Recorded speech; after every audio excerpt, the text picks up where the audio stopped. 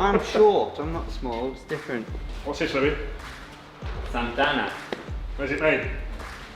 Spain. Why did they make it? Oh, they want to copy England. No. Translate this. Yeah, if you didn't really get how big these tyres are, this is me. Monstrosity of Yeah. size. They're big. You are small. Cheers, Louis. Refreshment from our boss. It all started working on a series in my dad's shed. I followed my dreams and joined the Marines, serving in Afghanistan. Defenders were always part of me. So here we are, building custom machines with my awesome team in Shropshire. We are MAHKER. Hi guys, welcome to the channel. I'm Dave, for those of you that do not know me, and this is Project Ninja. Those that don't know about this project, I want to say it arrived to us early in its, let's say, project date, which is a very rarity in this work schedule in this day and age.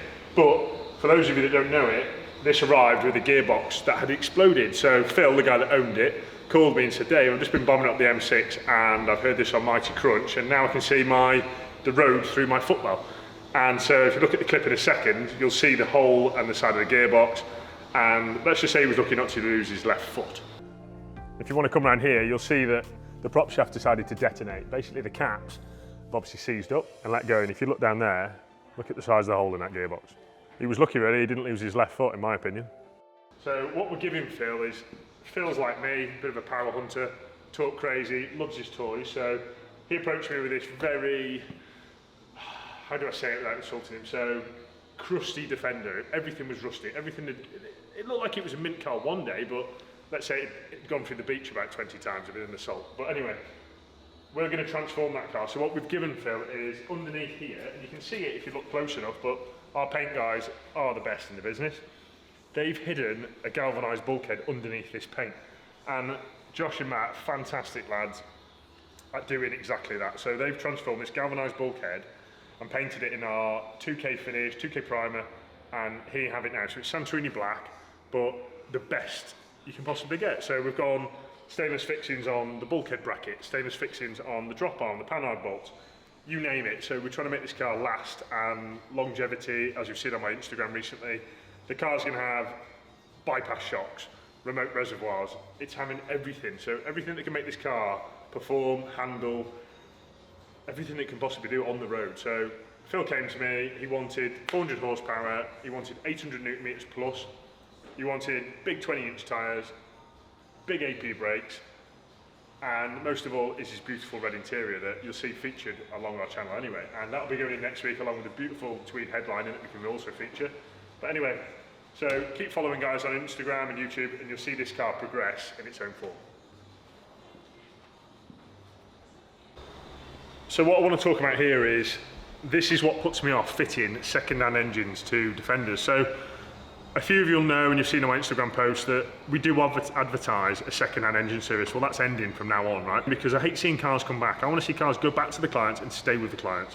But the problem we have is, second-hand engines, until we totally pull them apart, we can't tell what was changed previously. Was it changed in someone's driveway? Were all the bolts tightened up? And as you can see here, look at the row of bolts here under this rocker cover. So Martin, who owns the pig, called me the other day and said, Dave, I've got a bit of an oil leak, can you have a look at it for me? So, not a problem. So we put this truck back in and we're going to iron out where this oil leak is. So the problem we've got now as well, a lot of companies are making components, seals, and nobody makes them better than OEM. But saying that, I've found some seals that are poor. They're made from really bad rubber that doesn't actually squeeze and grip like it should do. Same with O-rings, same with copper washers. The grade and the quality, guys, are just getting lesser and downhill while people are trying to pinch on every penny. But we only use genuine seals to hopefully get the best seal we can. So we're going to enhance it by adding some basically PU sealant to this vehicle. So try and keep that oil where it should be, which is in the engine, because Martin's got a beautiful new carriage and the pig has kind of left its chase on the floor, which he does call it a pig for a reason, because it's a pig. But here we are trying to improve it by offering fully rebuilt systems with brand new gaskets so they don't leak.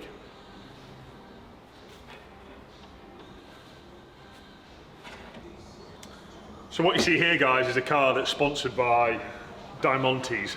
So in the sun, this car pops like mad. We never painted it, the guys at Bolton signed it. So this car belongs to Aaron, and it's a unique thing in itself. He's gone a bit brave with his colours and things like that. It's not my cup of tea, but you know what? It's different. So what we gave him is a 335D. Look down here, you'll see little turbo, big turbo. So this is what you commonly find in a 335, a 535D BMW. This is going to be packing probably 450 horsepower. We're running twin hybrid turbos.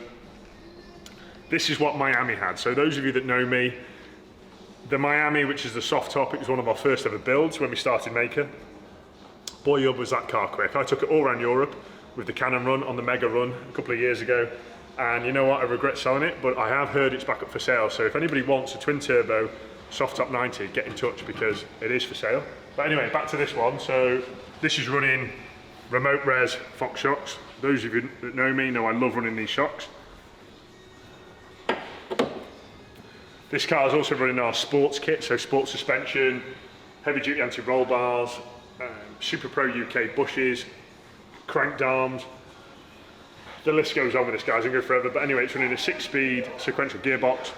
It's got all the niceties, our big cooling kit in the front there, and it's nearly done. It's got our side exit aquapovic system with a nice carbon tip, you can see there. That's a nice touch. It's running big Alcon 6-pot brakes.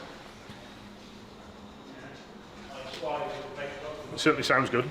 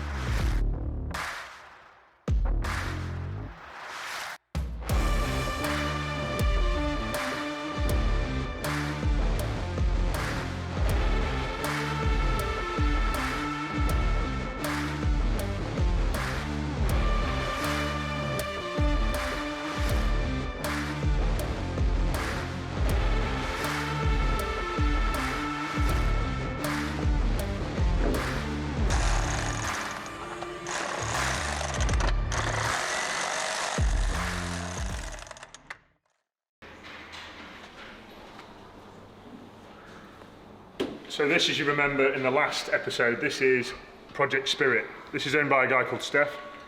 He loved the Ethos build that we did, but didn't want it to be the same as Ethos because he lives on the coast. He wanted a soft top. So this is going to be Ethos Grey, for those of you that remember the Ethos build. This is a mid-Welsh grey with a satin twist. And we're giving him basically a full cage with a soft top that is removable. So it'd be great for the summer. As you come down here, you'll see Aid's been busy on the fuel lines. So if you want to tell him, Aid, what you've been doing there. So all we've done here is we've run a nice set of JIT connectors and braided lines from the tank. Got a nice fuel filter and a quiet, silent pump. Run them up, regulator, and then straight into our pump feed. So what you see here is an exhaust system. Tom, our new guy, that's just started with us, he made the system from scratch and he's made a fantastic job of it. So if you look down here, Chris, you'll see here's a very good example of how our valve system works. So come here, Chris. So when you activate a vacuum solenoid, the vacuum solenoid sucks on this pipe that opens this valve here. This allows the gases to fly straight through this pipe and basically bypass this silencer can. So you're basically allowing full access of gases all the way to the back. And this is a 3-inch system, so this 5.3 LT engine is really going to have some nice throat to it. So Steph can unleash all the noise and become 18 years old again. So I bought this car probably about 2 months ago. A good friend of mine, Steve, from Ruskin Interiors. Nice UK company. Steve's a lovely older chap. He approached me and said, Dave, I want you to build me a Defender, and I don't know that too much because he wants to do his own little piece to it, but we're building this vehicle for him. It's going to be one hell of a machine. Can't tell you about what engine it's having, same again, bit of a secret, but this machine is going to be very unique, so keep an eye on the social medias. Make sure you follow Ruskin Inside because great bunch of lads. I love the guys there. They say how it is and they've been straight with me from the start. They don't want to compete with me, so we're going to do a collaboration together. So really looking forward to this one, and what better to start with than a nice immaculate Puma.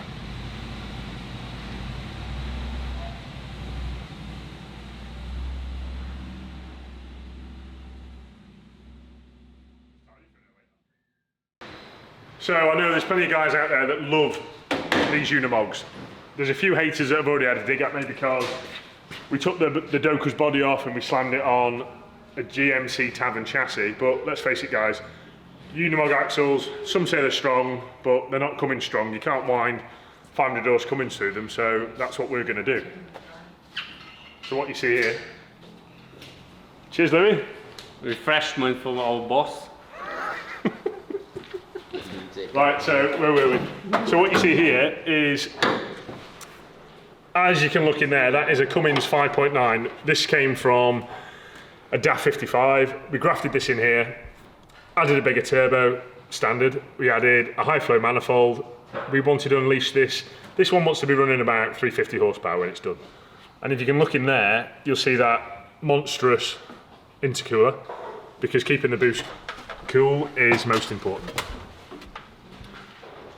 But to the untrained eye, they're going to look at the front of this truck and say, what's it packing? But if you come on the back of it,